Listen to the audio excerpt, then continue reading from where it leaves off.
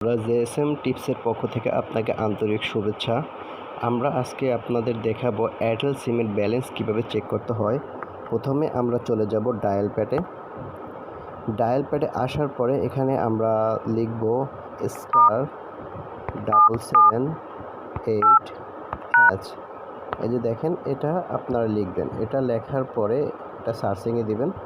সার্চিংয়ে দেওয়ার পরে যেটা আসবে, যে আমি দিচ্ছি সবুজ বাটন ক্লিক করলাম।